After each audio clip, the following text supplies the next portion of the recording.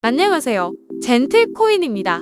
최근 가상화폐 시장 역사에 기록될 만큼 충격적인 테라 쇼크가 일어났습니다. 시가총액 50조 규모로 전 세계 8위에 해당되는 코인이었던 루나 코인이 단 몇 일 만에 99% 폭락하며 상장 폐지까지 처하게 된 건데요.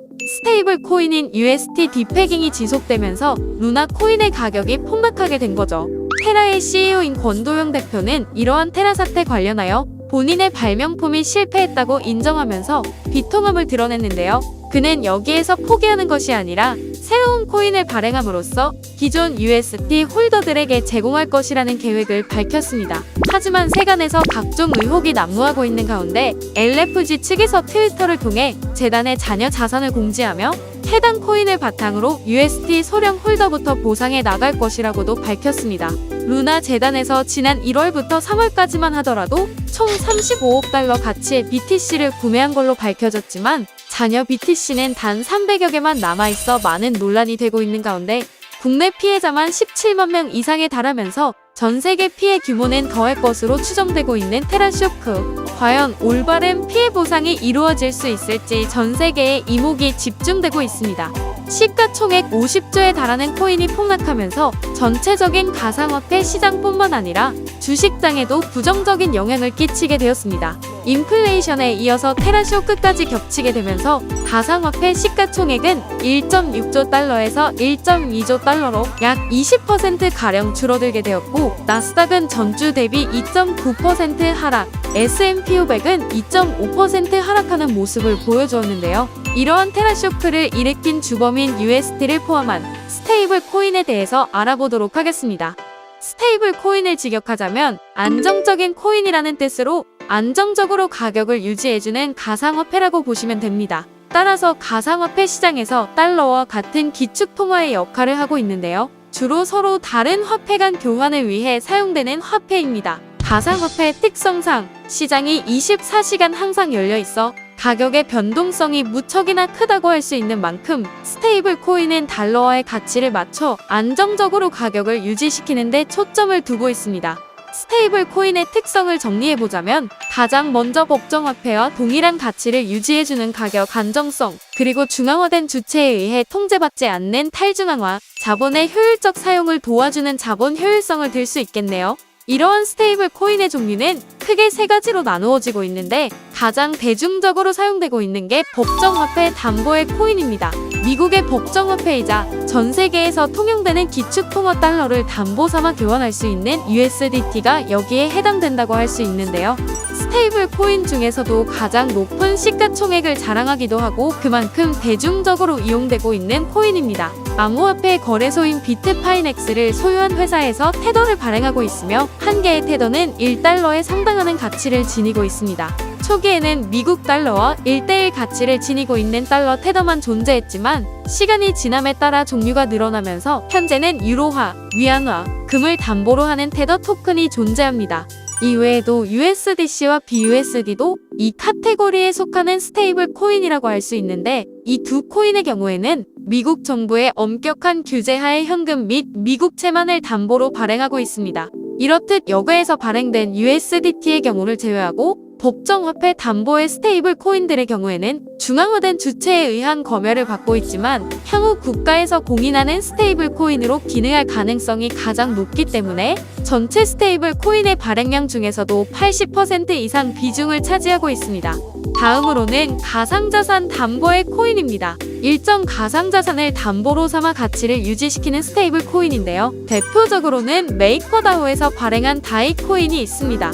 이는 실물 달러와의 직접적인 교환은 불가능하지만 높은 담보 비율로 안정성이 담보되고 탈중앙화되어 검열이 불가능하다는 장점을 가지고 있죠.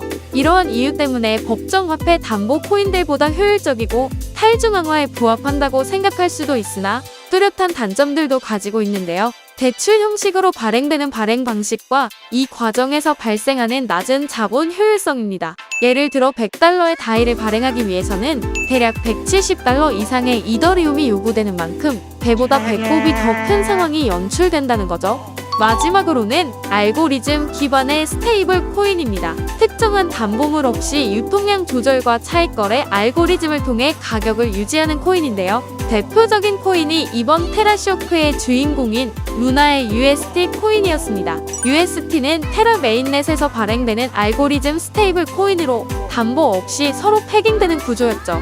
이러한 패깅이 유지되었던 이유를 간단한 예시를 들어 설명드려 볼게요. UST가 1.1달러의 가치를 지니고 있을 때 루나 코인 보유자는 1달러치의 루나를 소각하고 1UST를 발행할 수가 있는데요. 이 경우 0.1달러의 차익을 거둘 수 있고 이러한 매도 압력이 가해지면서 UST는 다시 1달러에 패깅되는 것이죠. 반대로 UST가 0.9달러의 가치를 지니고 있을 때 UST 보유자는 1UST를 소각하여 1달러치의 루나를 발행할 수가 있는데요. 이 경우에도 마찬가지로 0.1달러의 차익을 거둘 수 있고 UST 매수 압력이 가해지면서 가격은 다시 1달러에 패깅이 되는 구조를 지니고 있는 겁니다. 이러한 UST 코인의 알고리즘이 붕괴된 근본적인 이유로는 폰지 사기급 투자자 유치였어요. UST를 이용한 디파이 서비스 중에서도 앵커 프로토콜이 무려 20%의 이자를 지급해줬는데 이는 법정 이율보다 훨씬 높은 수준으로 사람들에게 점점 알려지면서 더 많은 자금들이 이곳에 예치되기 시작했죠. 예치액이 많아지는 만큼 제공되는 이자의 풀은 빠르게 줄어들기 시작했는데 테라 측에서는 이에 대한 대응책으로 15억 달러 정도의 BTC를 매입했다고 밝혔습니다. 하지만 전 세계적인 인플레이션과 함께 비트코인의 가격이 급락하기 시작하면서 UST 패깅이 깨지기 시작했는데요. 더 이상 20%의 보상이 유지될 수 없을 것 같다는 불안감에 디파이에 예치되어 있던 자산들이 빠르게 빠지기 시작했고 거대 세력에 의한 공격이 가해졌다는 의견도 있죠. 아무튼 UST 디패깅이 지속되자 패깅을 위해서 재단 측에서는 루나 코인을 무한 발행하기 시작했는데요. 총 발행한도 10억 개를 넘어서 단 며칠 만에 6조 개를 넘는 수준까지 발행이 되었습니다. 결국 달러와의 패깅을 맞추지 못하고 연일 하락하며 투자자들의 신뢰를 되찾지 못하던 찰나에 전 세계 1위 거래소인 바이낸스 거래소에서 루나 코인 상장 폐지 공지를 올리면서 사실상 사망 선고를 받게 됩니다. 결과적으로 한때 120달러에 거래가 되었던 루나 코인은 현재 0.2달러로 겨우 목숨만 부지하고 있는 상황인데요. 무엇보다 CEO가 우리나라 국적이기 때문에 전 세계적인 질타를 받고 있는 상황입니다. 테라 권도영 대표는 테라쇼크와 관련하여 새로운 토큰을 발행하여 피해자들을 구제한다고 밝혔는데요. 전 세계를 대상으로 수십조 규모의 피해액을 일으킨 장본인으로서 과연 이게 옳은 방향인 건지, 과연 그가 계속 블록체인 시장에 남아있을 수 있을지 개인적으로 의문이 드네요.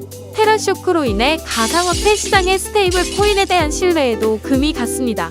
시가총액 3위의 USDT도 한때 패깅이 깨지는 모습을 보여주면서 불똥이 튀게 된 건데요. 스테이블 코인에 대한 불안감을 느낀 투자자들이 자금을 인출하기 시작하면서 테더에서도 무려 하나 9조 원 가량이 인출되었다고 해요. 무엇보다 정말 많은 투자자분들이 힘들어하시는 모습을 보고 있으니 절로 마음이 무거워지는데요. 이번 영상을 통해서 많은 분들이 스테이블 코인에 대한 올바른 정보 알아가셨으면 좋겠고, 스테이블 코인을 발행하는 재단은 앞으로 조심하셔야 하지 않을까 싶습니다. 이번 영상도 유익하셨다면 구독과 좋아요, 알림 설정 부탁드리겠습니다. 감사합니다.